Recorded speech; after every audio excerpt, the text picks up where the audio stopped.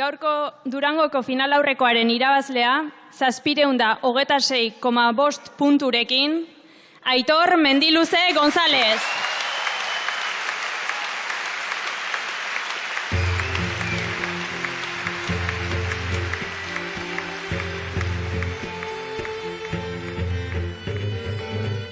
Aitor, zorionak. Mila esker. Zomo zaude orain? Lasai, sensazioekin, egiteran etorrena egin dudala, ez hainbeste puntuazioagatik, gehiago saioagatik, nahiko konforme saioarekin, eta pixka eta agurrean bota dudana, behaz, ni naizena eman nahi dut, erakutsi nahi dut, eta, Aitor, zuzeu saioan zehar nola gontzara? Eroso, egia zen oso sensazio erosoa neukan, holtzan taldeko beste boskideekin eroso, Claro, ni plaza ezautzen nuen, alde hortatik eneko sensazio polita, eta gero bertxotan ere, altxatzen nintzen tensio puntu batekin beti oidan bezala, eta esertzen nintzenean, sensazioa behar bada ariketa batzuetan hobetu iso, bestetan ezain ondo, baina, nahiko konforme, ez? Aitor Mendiluzek irabazi du Durangoko kanporaketa, 726,5 puntu eskuratuta. Mendiluzek saioa irabazita, zuzenean Bilbon kantatzeko txartela lortu du. Finalaurrekoetako lehen itzuliko 4 kanporaketak jokatuta, hauek dira aurrera egingo duten 18 bertsolariak. Alaia Martin, Oiana Iguaran, Sustraiko Lina eta Aitor Mendiluze euren saioa irabazita sailkatu dira. Gainontzekoak puntuak eta bidez. Arratsaldeon landako, gaur ere zalez mukuru, arratsalde aztezin bat, nahiko duzula seguru, nahi zoltzaratu garen, bersotarako 6 buru, talde lanean bihurtu, dezagun hitza helburu.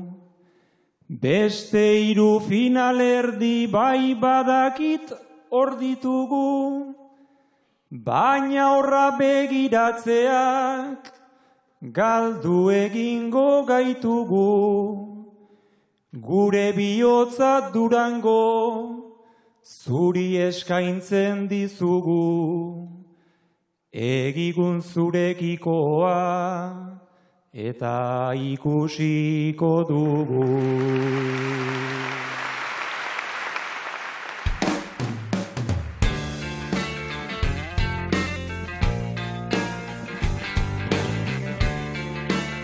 Hitzen, letren, doinuaren eta musikaren erresumetako bat da Durango. Idazle eta musikarien gotorleku abendu hasierako azokan. Leire Bilbao idazleak ederki ezagutzen du bertako soinu banda, bertako hotsa. Ondarrutarrak bigarrenez irabazi du Euskadi saria euskerazko aurre eta literatura atalean barruko hotsak liburuagatik. Hitzetik hortzeran, Leireren hotsak eta hotsak esateko dutena ezagutu nahi ditugu.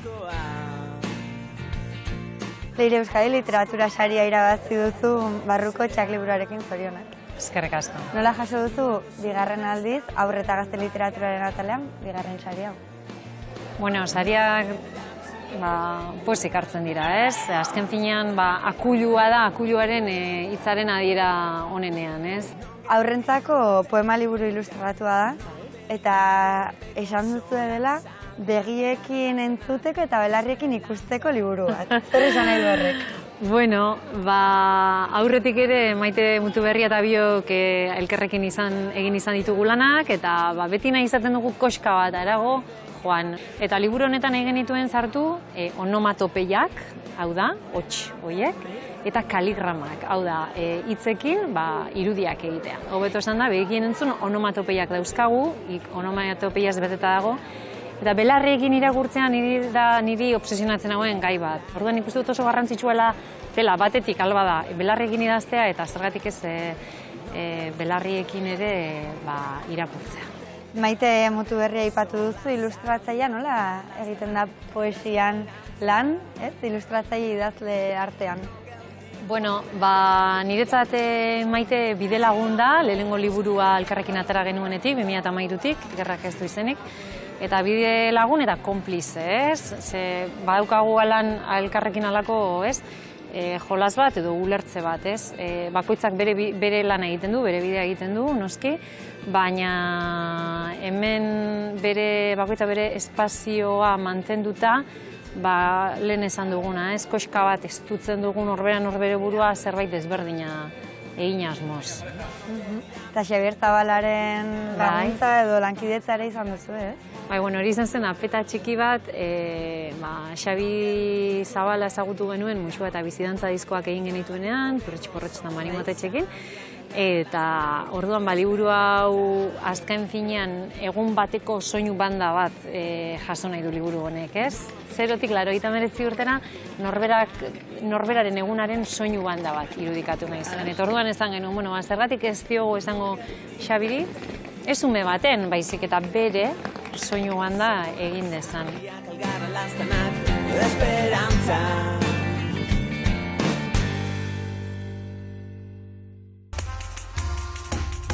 Saioa eta Beñat, aktoreak zarete. Azken boladan egin dituzuen kastinetan, lana lortzeko ezinbesteko baldintza izan duzue, sare sozialetan aktibo egotea. Besten begira, galdera ikurra, baino ez da aktorea. Asko ikasi nun teknika daukat, zorrotza eta dotorea. TikTok, Facebooka edo Twitterra, ez nago bertan gordea.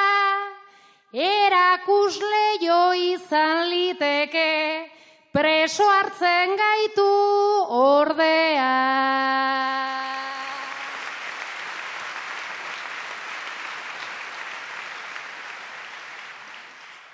Preso hartu arren ni beti nabil produktoren esaneko.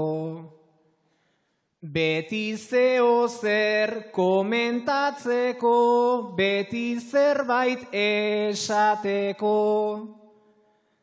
Facebook, Instagram eta TikToken, bateko eta besteko. Beste holtza bat baino ez dira aktoreak izateko.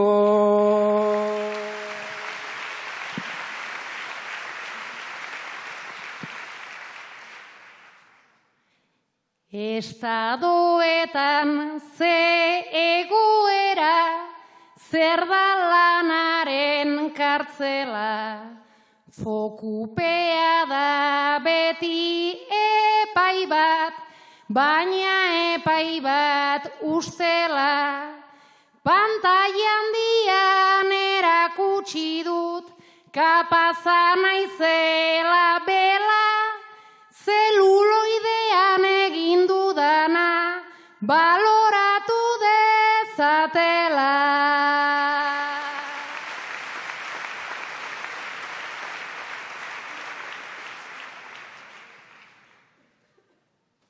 Baina mundua ez doa horrantz, egin zaidazu mesede. Sare sozialek gaur egin dute, kaleak beste botere. Horren beste troll ta txiolari, edo zein jartzeko berde. Hemen paper bat jokatzen baitu, aktore ez denak ere.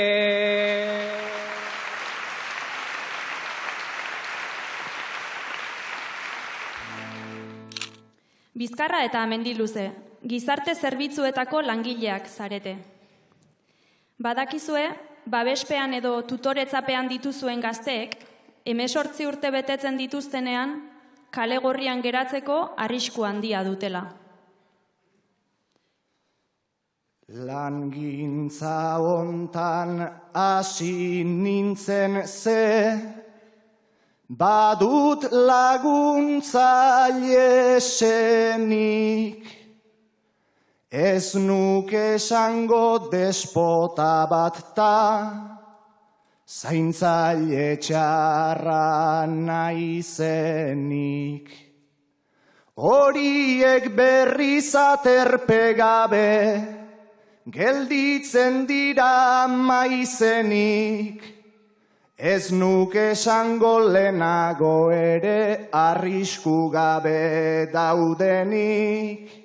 Ez nuke esango lehenago ere arrisku gabe daudenik.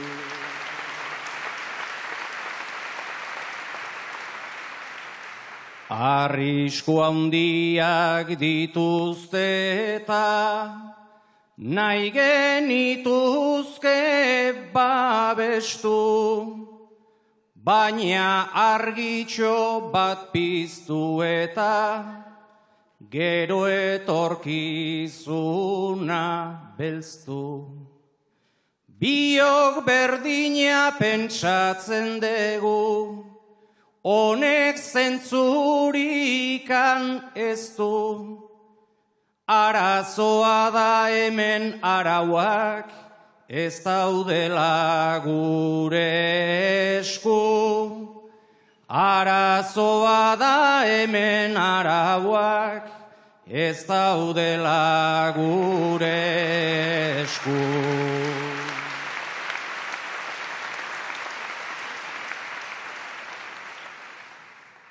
Arauak inoiz ez dira egin, langileon borondatez.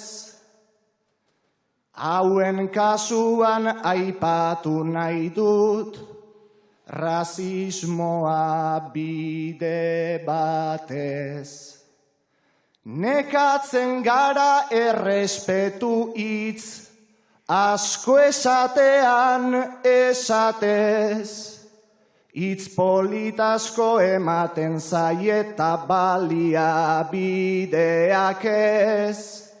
Hitz politasko ematen zaie eta baliabideak ez.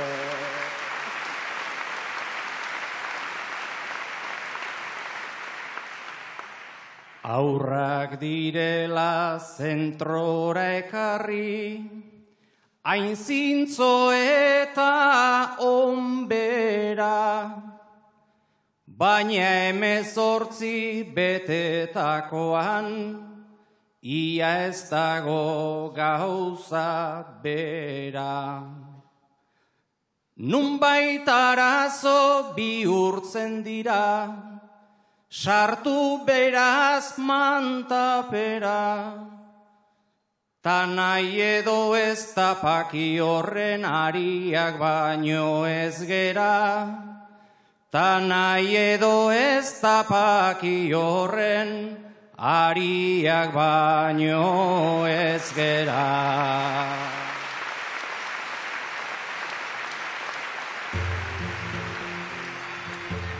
Eta holtzan nolako girauki duzu holtzakideekin eta egia esan, umoretxu ikusten zitzaizuen, tensioa eretzen horren beste nabaritzen. Ez, oso, ni uste, eukidula oso giro jaialdiko giroa gure artean, ia bai, noski txapelketa da eta handitasun hortan horrek ere egiten du, ez? Baina elkartu direnetik arratsaldean oso ondo elkartu da elkarrekin, oso etxeko, oso giro atsegina gure artean, ganbaran ere elkar animatuz, elkarrekin komentatu saioa, eta bai, oso ni alde horretatik eroso sentitu naiz besteekiko eta uste besteak ere eroso sentitu diela eta sentiarazi duan niri zegokian zatian mintzat eta... Ze nahi zenuen egin hemen?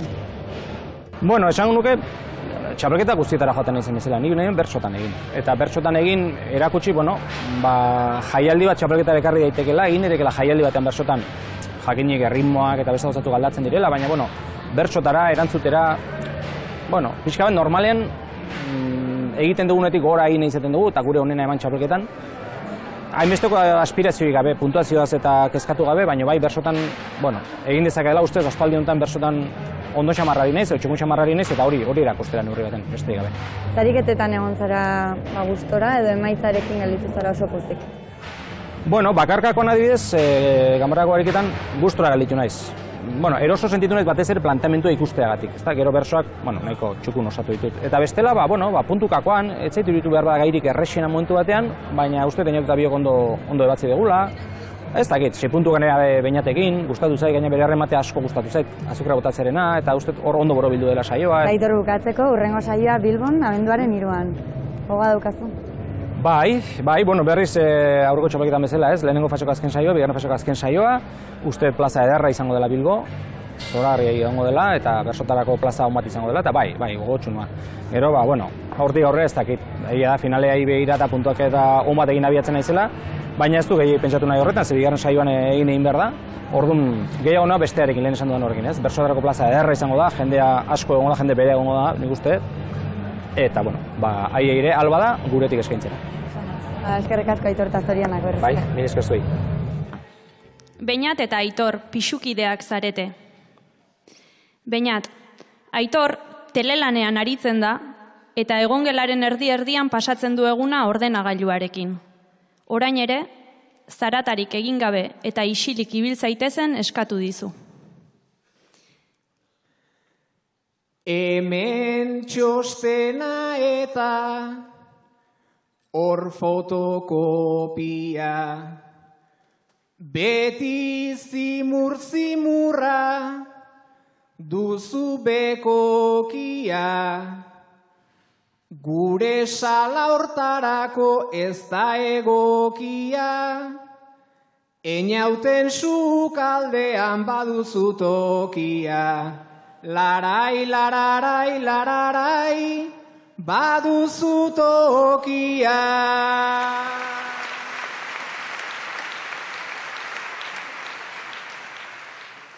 Lana nun nahi eitien dut orain eta lehen, tazu alperkerian jaita astelen, lanean zure aurrean ipini naiz zeren, ikasi beharko duzu nola egiten den. Tiarai, lararai, lararai, nola egiten den.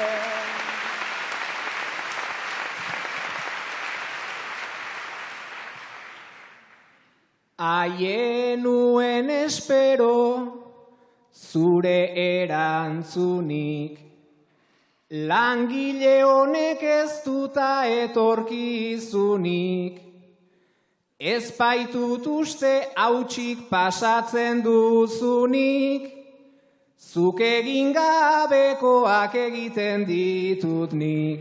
Larai, lararai, lararai, egiten ditut nik.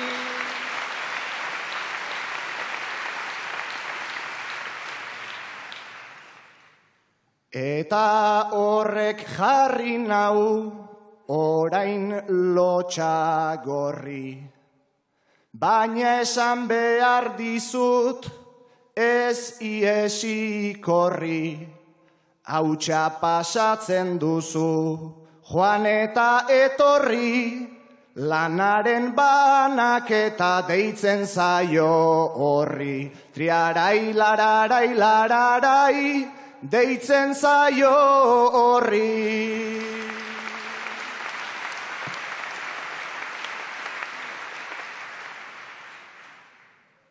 Tazuk beti makaren pantailari kasu, ta erratza hartzeko zenbaten barazu, hain emprendedorea baldin bazarazu, nere alokairua zuk paga ezazu. Larai, lararai, lararai, zuk paga ezazu.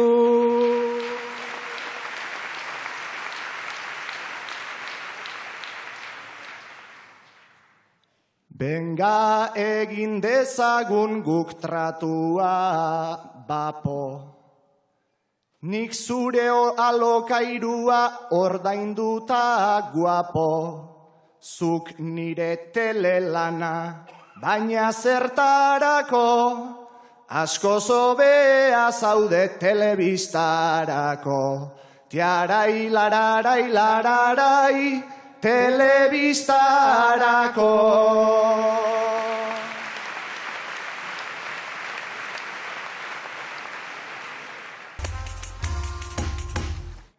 Julio eta Aitor, bikotea zarete.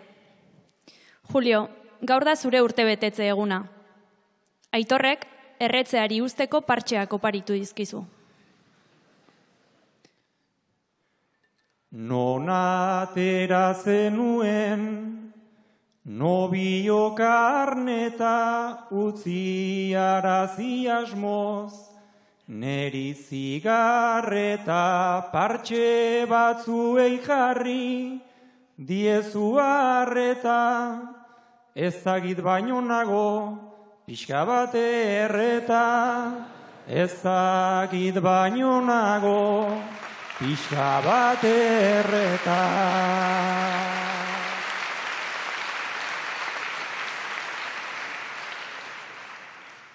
Laztana barka baina, esazu egia, nola mudatu zaizu, orain aurpegia.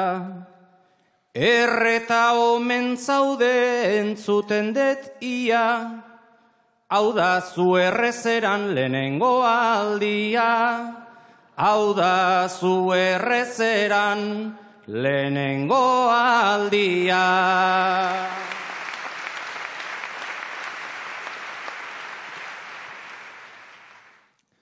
Lehenbiziko urtean, musu eta musu, egingo ninduzula, beti zoriontsu.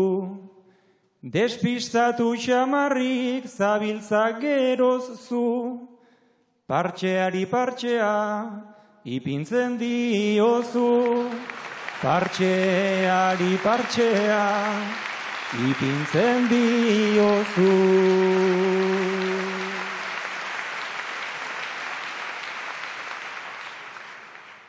Erre ordez musua, hauzen apustua, baina bizioak du, guzti zapuztua, aspaldion musua, da justua, Julio etzait gustatzen hautsontzi gustua, Julio etzait gustatzen hautsontzi gustua.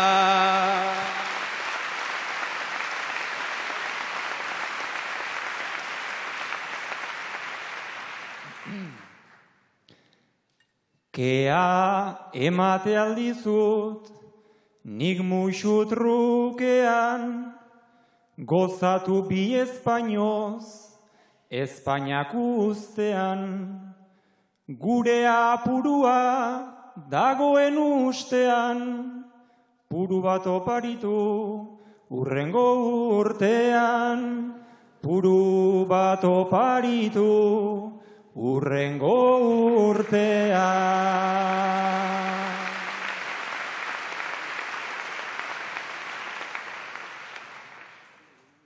Tabakoari jarri diot nik eskela, ez aldet garbi utzi, goxoa ez dela. Ziur partxeek lagun alzaituztela, jarri besodan edo ahoan bestela, jarri besoan edo ahoan bestela.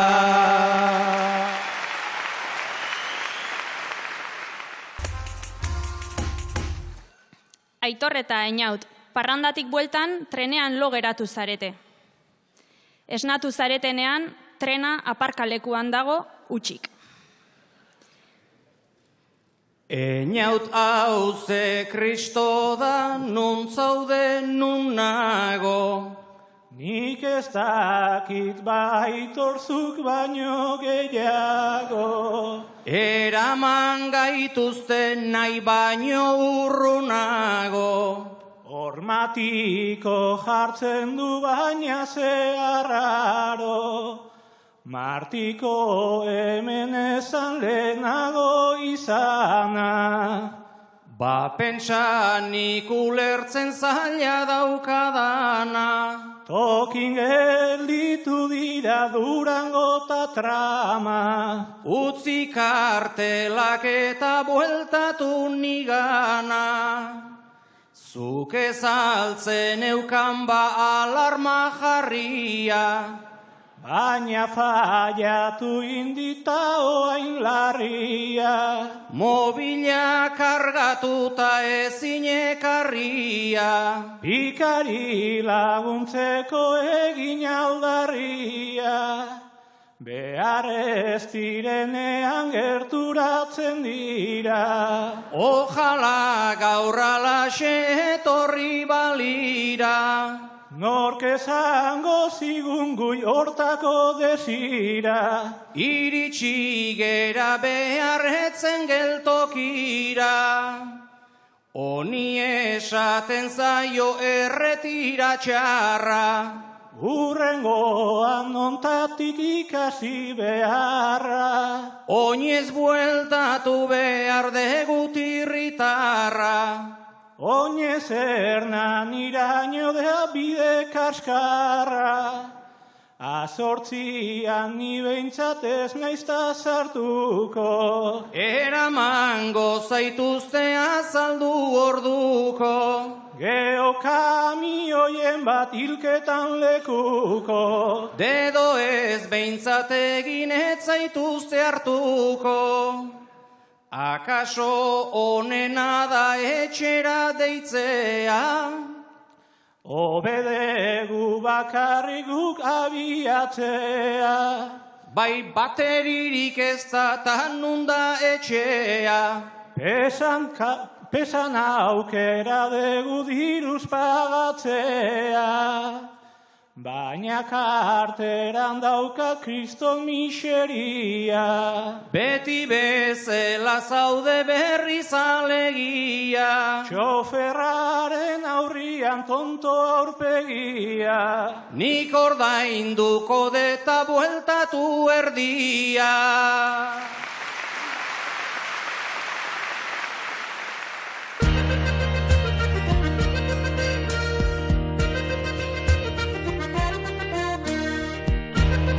Leirezuk, helduentzako eta horrentzako literatura idatzi duzu, nola erabakitzen du idazleak norengana zuzendu? Gaiaren arabera izan daiteke, segun ze gaitaz hitz egin edo idatzi nahi duzun, nik uste dut horrek ere markatzen duela apur bat bidea. Bertsolariek ondo esaten dute etorria behar dela, eta uste dut bertsolari bat entzun niola behin, etorria ez ezik ekarria ere izan behar dela, ez? Eta askotan gaiari tire egin behar diozu, kontatu nahi duzun horri ze generotan eman, nola ze forma eman, nori zuzendua izan, baina nik uste dut askotan dena batera etortzen dela. Zuk nola definituko zenuke aurrentzako poesia? Nik aurren poesiaren defentsa irmoa egiten dut, batez ere pentsatzen dudalako ume bat jaiotzen denean eta besoetan hartzen dugunean, azken finean kantatu egiten diogu, xuxurlatu egiten diogu, hitzak asmatzen ditugu, onomatopeia asko dago, jolas asko dago guraso eta ume horren artean. Eta ume horrek jasotzen duen lehenengoko literatur generoa edo lehenengoko gauza azkenean poema bat da, bere gurasoengandik, ez? Oso gauza poetikoa da. Eta nik uste dut umeek badaukatela gaitasuna umetatik poesiarekin jolasteko, hitz asmaketa berriak egiteko, eta ezinezkoak edo imposibleak diruditen hitz batuketekin irudi berriak sortzeko. Eta zegako daude adibidez aurrengana gerturatzeko poesiarekin? Izan dadila poesia jolastia. Umeak ondo pasatu dezala. Pentsatu dezala bera ere parte izan daitekela. Ahoz gora rezitatu dezakela. Eta Durangoko azokaia iristear daukagu atezoka. Nola bizi duzuzuk Durangoko azoka? Pozez, azken finean euskal literaturaren festa bezala, egun horiek izaten da, non liburuak, idazleak, irakurleak bertan biltzen direnez. Ordan kulturarekin, kultura maite duten publikoa dago, eta orduan bide batez ere aspaldiko lagunak, laguntzarrak eta lagun berriak ere aurkitzeko eta eurekin topa egiteko momentu ederra da.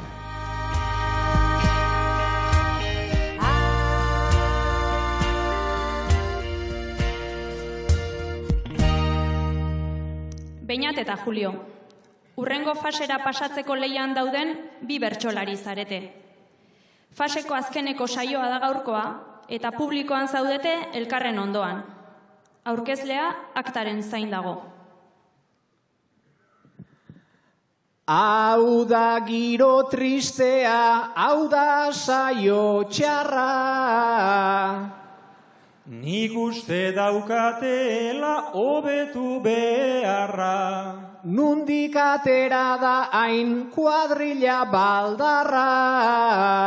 Gaztelu mendi flojo ta iskas bizkarra. Ta mendi luzere espero nun gehiago.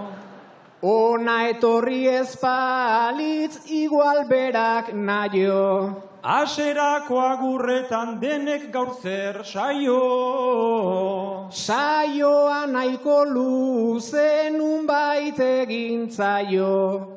Gaztelu mendi hori bai dela zozoa.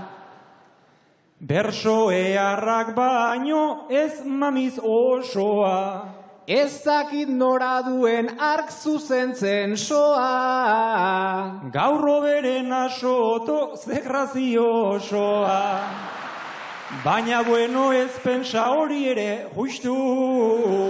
Ez dela pasatuko egindet apustu. 700 puntu ez lehenengoak ustu. Haien ametsak baietz gaurkoan zapuztu. Ta saioa alkaiza ondo hasi da baina. Nik uste zula ote zene gaina. Hori nahiko dotore joan zaioala jaina. Ez du nahi bezala gaur dantzatu bimin gaina. Nafarroko finala egin zunearra. Juliok zeukan pixkat hobetu beharra. Suerte txarrak ekartzen du ala beharra. Baina ez da izaten soilik suerte txarra.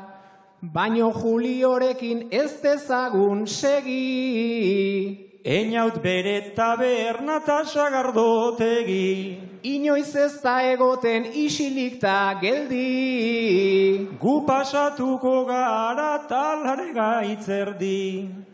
Baino heldu da eta kantatu dezala. Idazkaria ere joan denez ala. Prun, prun, prun, tamborrotxak puntuak ta ala. Ospa dezagun lortu bagenu bezala.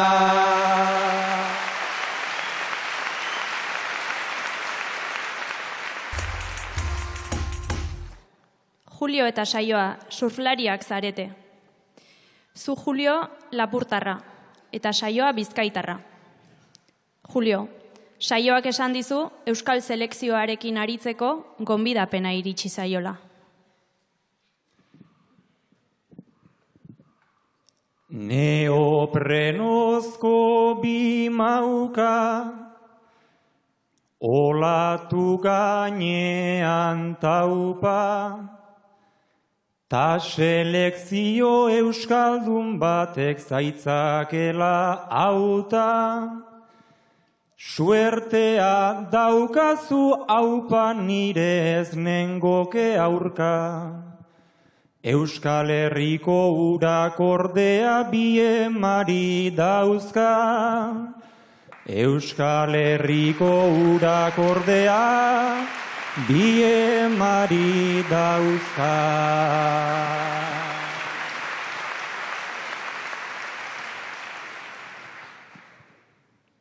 Olatuen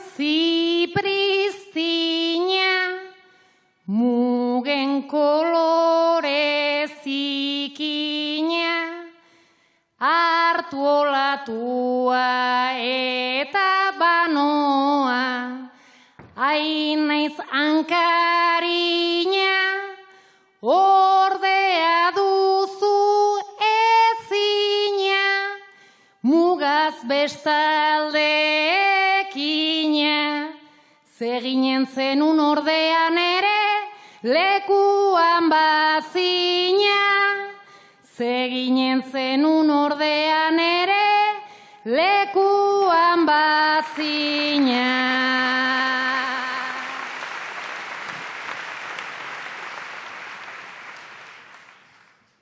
Etorri zaigun trantzea, da bi uren balantzea, zure pozatan ere tristura, aurreak atzea, tan eroni hautatzea balitz nizugan sartzea, zeginen nuke bada aukera aprobetxatzea, zeginen nuken bada aukera aprobetxatzea.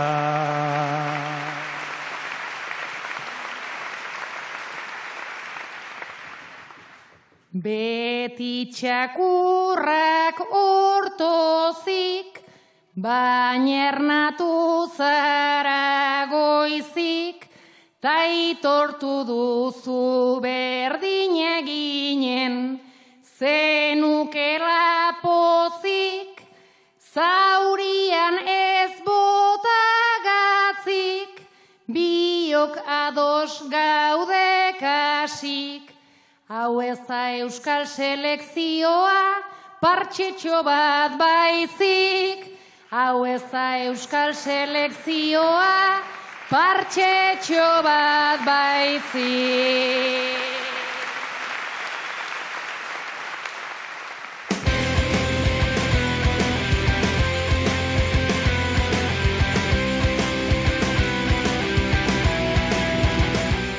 Ez du bertxotan ibilitakoa zara eta gai jartzen ere bai. Nola horretzen dituzu garaiak? Bueno, niretzat garai zoragarriak izan ziren, batez ere oso gaztetxotan gogoratzen dut Jon Lopategik bere For Orionean sartzen gintuen atzeko partean, eta garai horiek zoragarriak ziren. Ni Ondarrutun jasotzen ninduen, beste bat Berritxun, beste bat Lekeition, Markinan, eta igual berriz zen egiten genuen topo, ez? Berrizeko eskola baten, eta 4 errima besterik ez geneukan, eta gu baino nagusiagoak ziren ikasleen aurrean norbera erabe eta nerabe. Niretzat hori alduntze bat izan zen, eta oso oroitzapen ederrak ditut, eta oso eskertuan nago Jon Lopategiri, baita ere gogoratzen dut Xabi Ramurizarekin hartu kotxean eta koplatan joatzen ginela Arutz eta Onuntz, edo Arrizabalagarekin eta Botxekin Ondarrun, edo Azpilagarekin Mutrikun entrenatzen. Orduen, orain atzera begiratzen dut, eta orduen oso ondo pasatzen nuen, baina oraindik maitasun gehiagoz oroitzen ditute garai horiek. Txapelketa jarraitzen ari zara? Bai, digitalki gehiago, komunikabidetatik, nor pasatzen ari den, eta... Baina, bueno, zoragarria dena aria ez dela eten, ez? Hor, neska eta mutil asko daude. Bestean ere saioan emakumeak eta mutil bakarra izan zenela, uste dut, ezta? Orduan, zelan aldatu direnez, kontuak. Kontua da, tradizioa berritu egin dela, eta batez ere oso aktuala dela, gai, ahots, ikuspegi aldetik, eta hori zoragarria da ikustea tradizioa zahar berritu egin dela eta ari ez dela eten. Eta Leire, itzuliko zinak eoltzara gai jartzaile moduan edo kantatzera? Bueno, gai jartzaile moduan ez dakit, baina kantatzera seguru ez diote entzulei alakorik opa.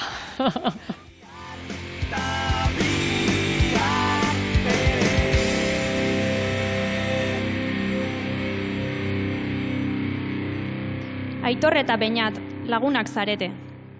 Gertu biziarren, azken aldian gutxitan egoten zarete elkarrekin. Aitor, Beñatek proposatu dizu, hemendik aurrera astero hitzordu bat finkatzea.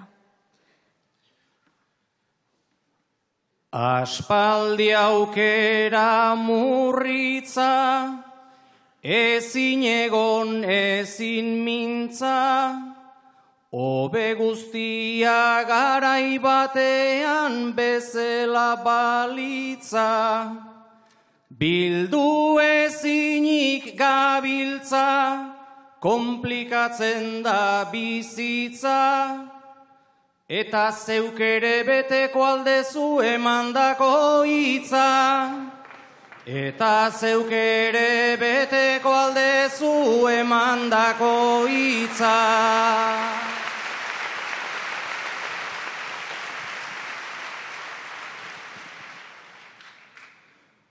Horixe da gizakia, lotu behar den zapia, zula saiegon beteko baitut nik nire zatia. Asteroko terapia, kafearen aitzakia, orain huts banak elkar dezala lendik ebakia. Orain huts banak elkar dezala lendik ebakia.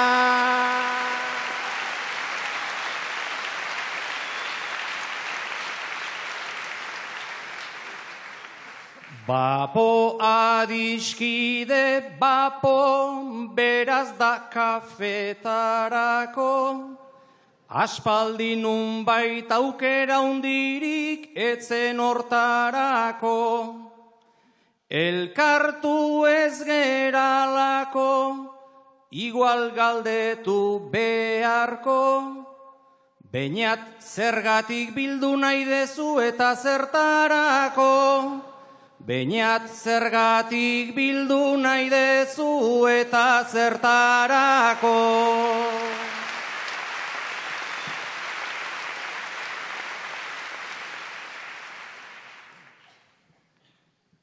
Baina biltzea bi morroi, aitor noiztik daba marroi, zerraipatua bada bizitzan bere be eta goi. Ikusi oi gara doi-doi, joan dira hainbeste sasoi, biltzea bera ezote daba nahikoa arrazoi. Biltzea bera ezote daba nahikoa arrazoi.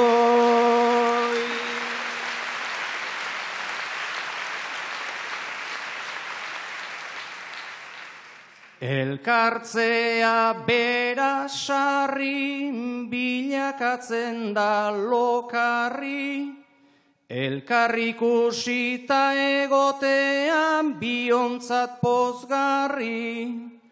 Baina alere elkarri zertan loturak ezarri, behin bilgaitezen ta ondo badoa urrengo bat jarri.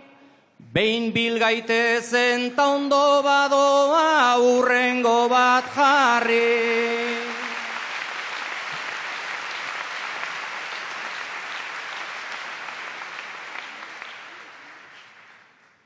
Martxan jartzea errota, hori da gure erronka, elkarrizketa hasi dezagun lerroka, lerroka.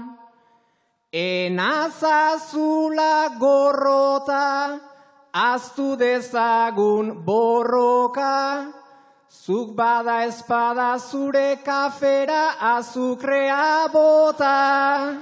Zuk bada espada zure kafera azukrea bota.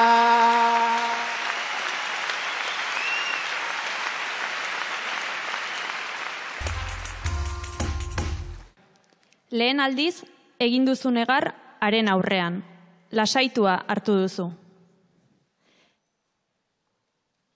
Litrona batzuk, polen harri bat, zure etxepeko plazan, tornillo musu bat eman eta eten zenidan arnasa. Ni mek delarru zu flow 2000, biok gazte, biok basa, atxoa gurek esaten zuten, hori da drogoso traza, zu txispa zinen ni gasa, sua piztea erraza, baina udako amodioa zen, binera beren jolasa, ta ezin izan du udagoienak jarri dion froga pasa, ta ezin izan du udagoienak jarri dion froga pasa.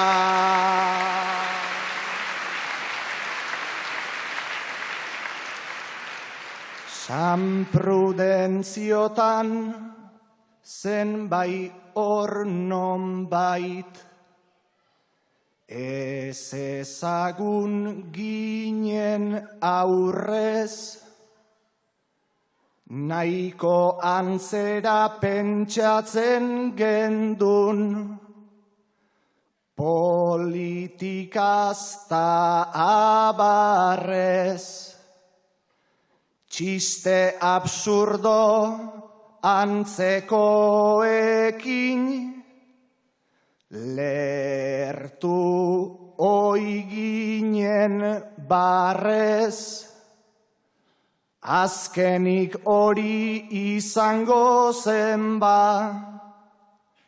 maite mintzea elkarrez, baina sua zoritxarrez. Gaur hor dago ta biharrez, geure artekoa zeuk eten zendun, ostiral ilun nabarrez, tani kanpotik gizon plantetan, baina barrutik negarrez. Tani kanpotik gizon plantetan, baina barrutik negarrez.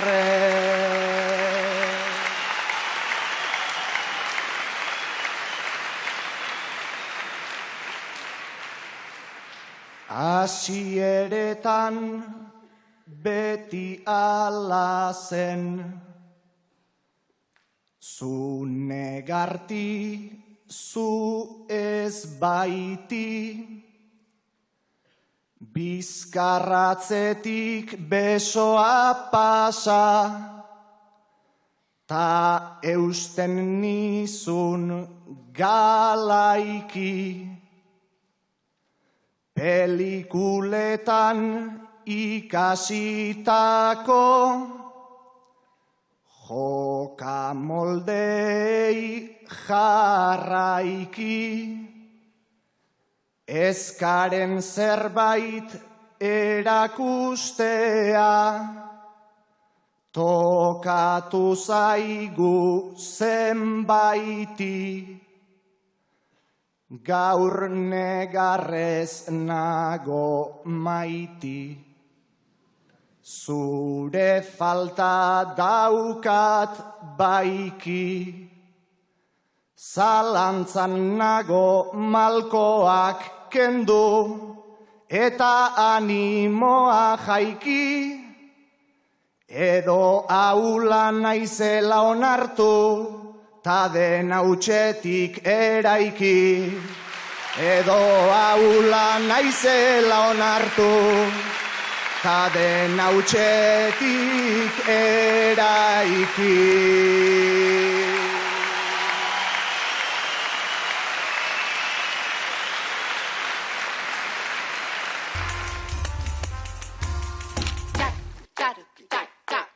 Agendaz, goiez danetara, batera izan ezik.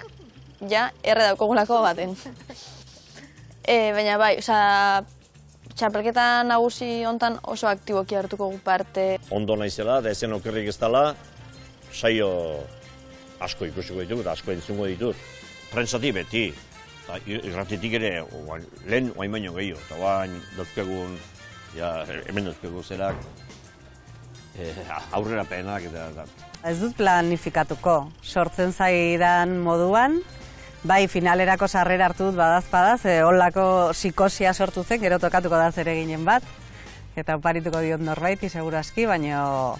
Igez, urtero txapelketa prestateko geratuten ganak beti hostian afari bete doin izan dugu, eta urten ez dugu egin, eta asmo bateku saio baten aurretik batu, eta gero saio ikusten joateko plana egitea, eta bai, saio batzutera bai, eta enoaten natak gabe segidukot. Ez daukagu plan zehatzik eginda, zeda kurtsoaren arabera ere bai, ez, azterketak euki ez, nola zenbat denbora libre daukagun eta, baina hitz eginda daukagu eta gustatuko litzaiguke ahalik eta saio gehienetara joatea. Asmoa daukate finalerdi pare bat entzuteko, edo final laurden finalerdi, eta por supuesto finala, ez. Bai, nik uste dut 5 bat saiokin edo ondo ingo duala kupoa hori da. Saiatuko naiz aldudan guztara joiten hori bai, badakit 5 edo 6 normalki egingo ditu dela bai ala bai, eta gero aldena. Eta gero nola egingo den zuzeneko edapena ere ondoko faseetan, horiek bai segituko ditut segur. Finala ordenateko bizpairu saio, eta final erdiak eta finala, ez? Denetara 12 erdi bat saio erdi dut.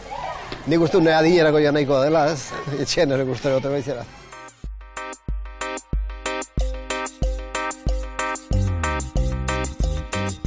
Urteren ondoren leku berera eta egun berean itzuliko da txapelketa nagusia Amurriora. Oraingoan ere Bainueta kiroldegian izango da saioa, eta oraingoan ere azaroaren 19an. 2017ko final aurrekoa gogoratzeko Jon Maiaren agurra ekarri dizuegu. Txirritaren amaren besapeko izerdi, Salvadorren bordako artile galtzerdi, Iparragirre, Rabel, Mozart eta Berdi, Txabalategi eta Fernandoren derbi, Andoniren ardagai, On Xabierren erbi, Madeleine Lujandiorren, Ilunpeko alderdi, Jose Agirreren plaza, Libreko eguerdi, Iturriagaren guainot, saioen gaitzerdi, bertsoaren indarrak agurreta erdi. Bihurtu nazazue, Jon Maia Biderbi.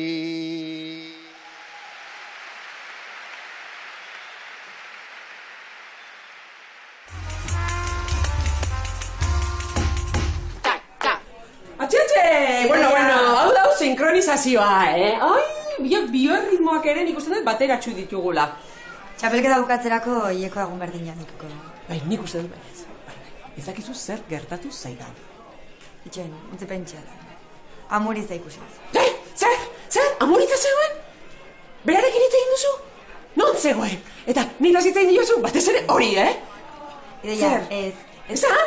Ez detela amorita ikusi kontua da, beti amorita zitza egiten diazula eta orduan pentsatu dut hori zela. Eider, mesedez, ez jokatu nere bihotzarekin. Ez dakizu zer gertatu zaidan. Bertsolariak atera direnean, pasillotik badakizu nola egiten diren, baizu azkena mendiluze zijoan, eta begikeinua egin dit? Zuri? Niri. Ari deia, bazion lagunen bati. Ez, niri egin didala, atxe. Bai, eta gero, hori da, pentsatzen jarri naiz, ez da? Ezakit, bertso eskoletan erakuste aldie. Mikrofonen aurrean jartzen bezala, pasillotik nola, joan, ezakit, iruditu zait, horrelako... Ez dut uste, nola entrenatzen duzu pasillotik jutearen? Bueno, modeloak bezala, ez dakit, batzuk bat, bi, edo batzuk bera begira, ez dakit, bat, bi, beste batzuk gora begira, beste batzuk kaso egiten, ez dakit, nik uste modu asko daudela, ez da, eskaileratik nola igo, nola eseri, ura nola edan, nik uste gauze asko daudela hor, ez da, bertxotik aparte. Ja, ez ideia gauza atzordu da. Bueno, ez dakit, baino nik esango nuke goiz dela, izan ere, okerrez banago, txapelketako saiorik laburrena izan da gaurkoa. Eta bestela lasai ze Twitterreko listo jendeak ere erantzungo duta. Hori jakingo du. Ez daukat Twitterrik. Nola ez daukazula Twitterrik? Eta nola jarraitzen duzu orduan? Txapelketa? Etzetik hortzeran. Bueno, bai, noski. Bueno, atxe, badakizu? Zea, abanoa, erresa dauka, zere ja dagoeneko buruz ikasi behar ditut urrengo final aurrekoak, eta nola, eta zeintzu parte hartzen dute, eta zenbat punturekin, eta ikusiko dugu elkar, Osan bai? Bueno, agur, Agur.